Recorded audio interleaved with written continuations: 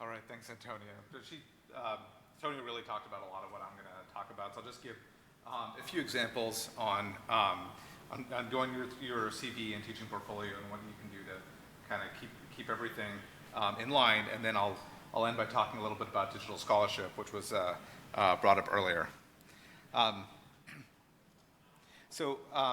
Your CV really is a living, breathing document.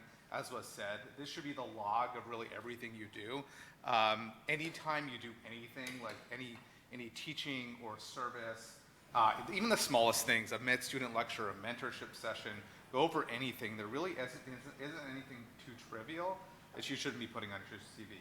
Because when you get up to the promotion, preparing your packet, everything counts and everything is a line item. So it's really, really important. So I really recommend that make it your log. So as soon as you do something, you finish something, write it down. The first thing you should do when you get home is put it down in your CV. All right. Remember, really nothing is too insignificant to put down as much as you think it is, because it isn't. You might have from your university a standard curriculum. At Emory, we have a standardized CV format that we have to use to put things down in. So make sure to use that one, because you're going to have to submit it in that format, so it's easier to already have it that way. But if you don't, there's other places you can get CV formats. It's really, really important that it looks medical and professional if you don't have one already. New England Journal of Medicine Career Center, the AMA, and really Google has a lot of standardized formats that you should use. As someone who reviews a lot of CVs, it really makes a big difference when it looks professional in an academic CV versus something that really doesn't. So make sure it looks good if you don't have a standardized curriculum. In your CV, if you have a standardized thing, there might be sections that you don't have anything for. For example, I don't have any patents, but Emory's CV has a section for patents. I really don't erase any of those sections until you're done, because something might come up later. There's a section on being a consultant, consultatorships. You may not have one now. You may have one later, and you don't want that section to be gone and not know where to put something which might belong there. So make sure to at least have an example of your CV where you put everything with leaving all those sections in. When you're ready to submit it to anything, you can always remove those sections in the CV that you're going to submit, but you got to have a draft with everything there. So really don't erase anything. Okay, getting credit for what you do. The teaching portfolio, as was touched on, is really the place where you're going to showcase everything you've done. The CV, as was mentioned, is a log. It's just a list of all the things you've done, put into chronological order and in a format that can be easily followed. The teaching portfolio really lets you expand on things that you do. If you're a fellowship director like I am, it allows you to expand on what a fellowship means. Do you have 1 or 2 fellows? Do you have 12 fellows? What does being a fellowship director mean? And really lets the committee know what it is that you do, and allows you to expand and be passionate about everything that you're doing. And so that's kind of the proof that you have for which you showcase the work that you do. Okay. Important to compile your evaluations. In a section of the teaching portfolio, you're going to have a place where you put your evaluations. Evaluations come over time, so you've got to make sure to collect them. If you're at a medical school or residency, they should be sending you periodically your evaluations. So not only should you be reading them, but you should be storing them somewhere. If your university or your hospital does not give you those, solicit them. They might just be keeping them, and not every place is so good about getting you your evaluations. You've got to make sure to get them and keep them somewhere safe. I keep them in a folder on my email, so I have in my Outlook, because it's always online, so it can't be lost, where I have a kind of promotion folder that I put everything in. You can put them on your desktop or your cloud drive, your desktop, as long as it's saved to the cloud, and make sure it's always there and available, because when it comes time to have your teaching portfolio, it's all going to be in one place, and it's going to be easy to do. If you make any CME courses, for example, you do the CME courses, all courses will come with, they have to have evaluations. They'll come with evaluations. I do a lot of ultrasound, so I do a fair amount of CME courses. and they may not give them to you, but you have to solicit. This one over here was done for a for-profit CME place, and they weren't giving me evaluations. I had to say, hey, I need those evaluations so I can include them in my teaching portfolio, and got them. So they're important to keep. If they come on paper, like this one does, just scan them and keep them. If you create your own course, and so when I created, this is a course that I created for outside residency on ultrasound and nerve blocks. Since I was creating the course, there was no standard evaluation.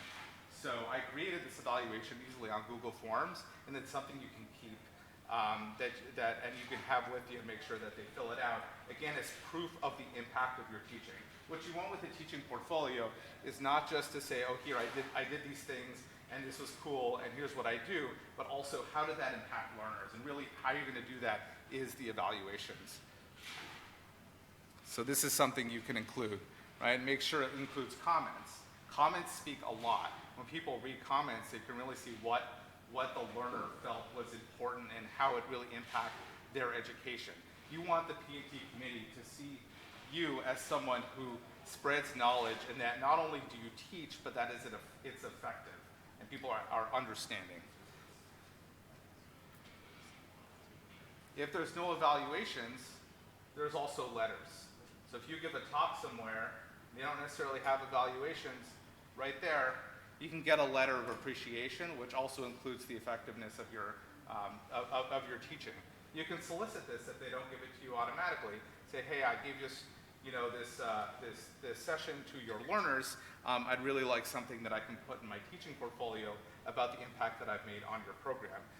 It certainly goes a long way. You might get an email that says, thank you so much for coming. This was great.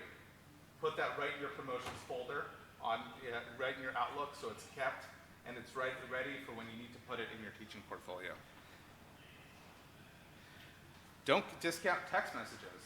This is a text message I got from a colleague who was a non-believer in ultrasound. He was from the generation when ultrasound was not common, and then I sort of worked with him, and after I got this about 3 years after I left that job, that this person saying, it was, well, from all you taught me and influenced me, I finally got you certified or credentialed ultrasound at that institution. So I just took a screenshot of this and put it right in my folder, and something that I can include in my teaching portfolio.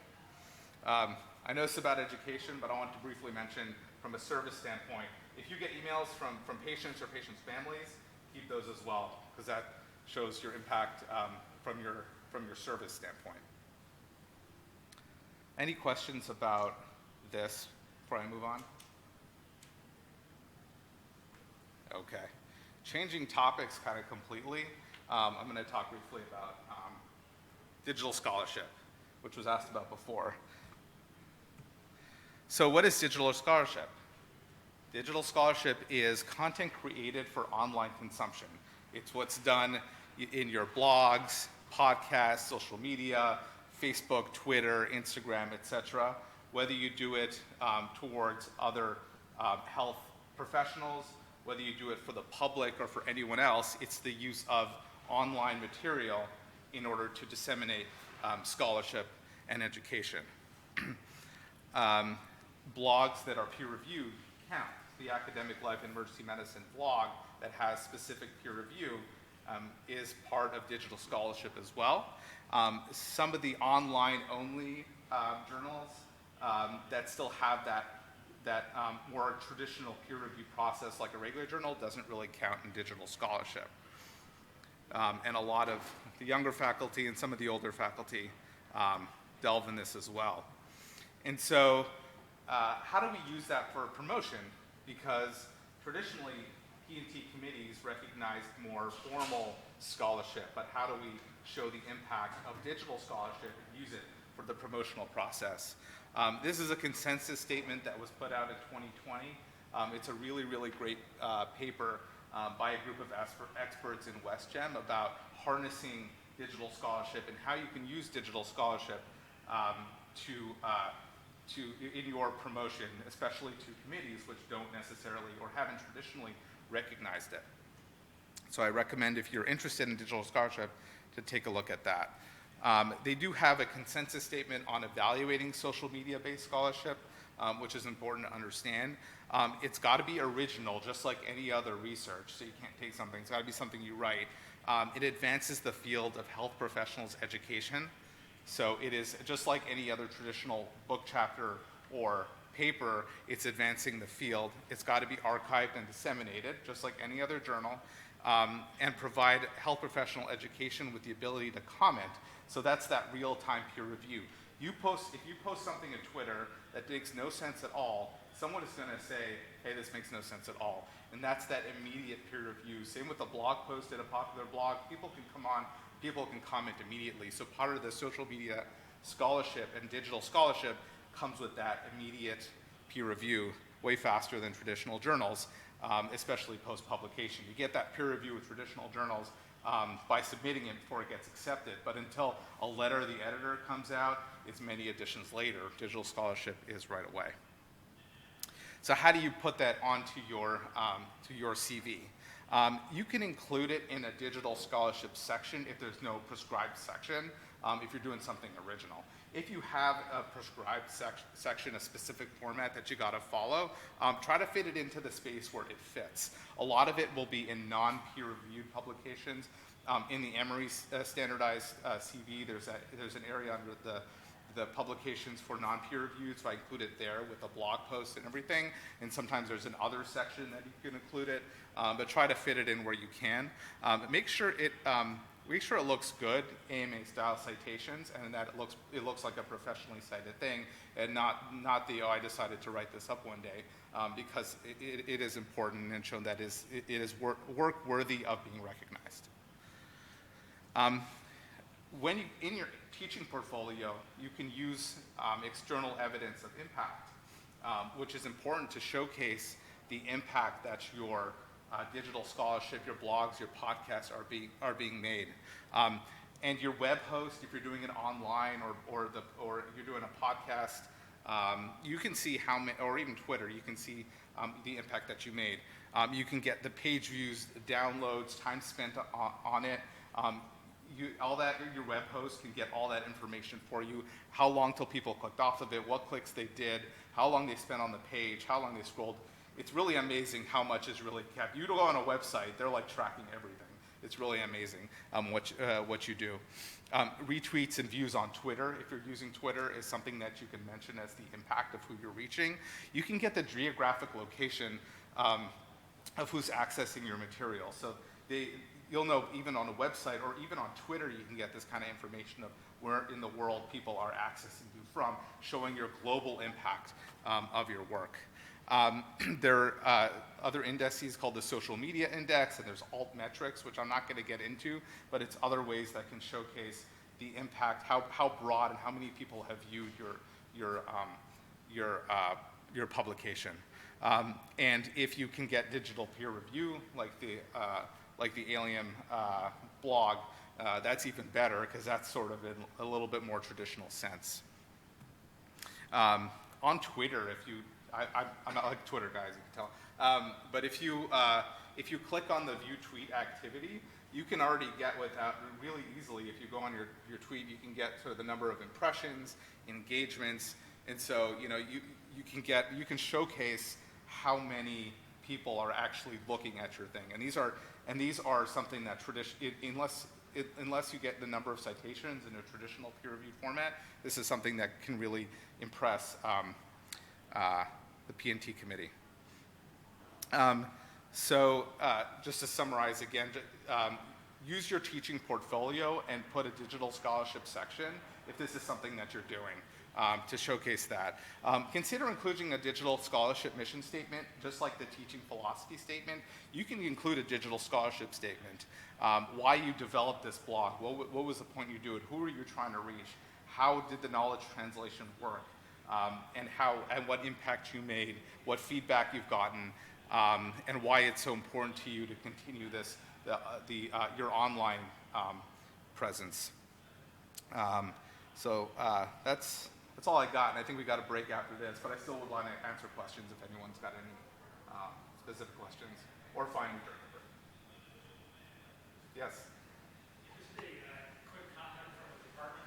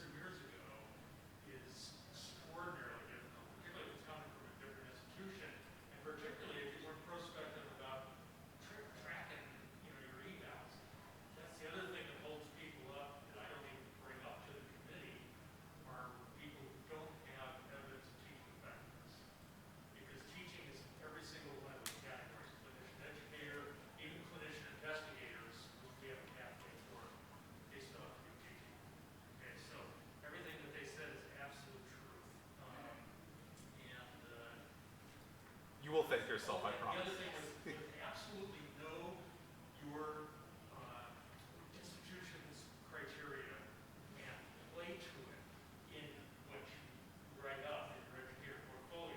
This is a 40-page document, and it takes a lot. But if they say, so we actually, for the scholarship teaching, have 3 levels. One is just your teaching ability, the second one is curriculum development, et cetera. The third one is actually doing education research and publishing. And each one of those has like 12 examples. Say, you can say without stating exactly this way, I meet this criteria that you put in your policy letter by these things that I did. You make that easy on the chair, and it makes it easy for me to write to the committee on promotions and summarize all that stuff. So this was really excellent. Teresa Chan mentioned to me the other day, in some ways PNT is a game, and you just need to know, you need to know the rules of the game, and you need to apply them. Like an example that, a cookie, like, I see cookies, but the person might see biscuits. It's your job to convince them that cookie is the same thing as a biscuit in London. Like, that's just your job. You just need to know the game, know the rules, and Sounds like an important. PNT the board game. Yes. Sorry. I've like 2 quick things. Number one is that, like, as someone who's written, like, I think I've probably broken a record, but, like, honestly, I just keep getting asked, and I'm such a sucker to say yes, to write people's promotion letters to associate profit. And a good candidate statement that highlights why you think your work has been important. There is no better place to humble, right? But just get in there, and I don't care, manage your imposter syndrome. Have your friend write it for you first, and then make it better. Like someone, hopefully your chair, if you're awesome, right? Will help you make it better. But like, just tell me why your stuff is awesome, because that's what I'm going to use as a basis to see how you got the criteria, all that other stuff. Also, headings are worth their weight in gold. Like, just, this is the criteria, bold it, underline it if you want to, or italicize it, and then tell me how you met it. Like, those are simple things that make it so much easier to write someone's letter. It's not rocket science. It's the same thing you do for grants. It's the same thing you do for, hopefully, your manuscripts when you're sending them in. Just be kind to the person who's trying to help you out, because we're just doing it for free. And so, if I can get a letter done in like half an hour, I'll get it done. But if it's going to take me 4 hours to figure out how you met the criteria, I might be crankier and I might write different things. And so, just like you did with your residency applications, like for your letters of reference, make it really easy for them. Dr. Yang, did he answer your question about the digital promotion, or do you want to ask Dr. Guttman more about it? So I guess my question was more like, then how do you pitch to your school if your school's not really buying into this digital promotion scholarship? Like, what have you done that, like, I know, like, what have you done to the promotion committee at the school or the chair if they're not really buying into this digital promotion as part of same level as like a scholarship or manuscript writing and grants application and all? Like, how do you take that approach? So I encourage you to read that document, because it's got it highlights like some wording that you can use, which I highly recommend, that you can put in your portfolio or as a letter to your chair. Whether that helps or not, it's something that's been pre-written and looked at by a group of experts. That's one thing. And then number 2 is just is starting to, within your teaching portfolio or service portfolio, to just show your metrics, because that's how you show people that what you do is worth it and it's expanding. So I wrote a blog. Well, anyone can write a blog. Yeah, but did your blog reach all 5 continents and had 40,000 listens on podcasts?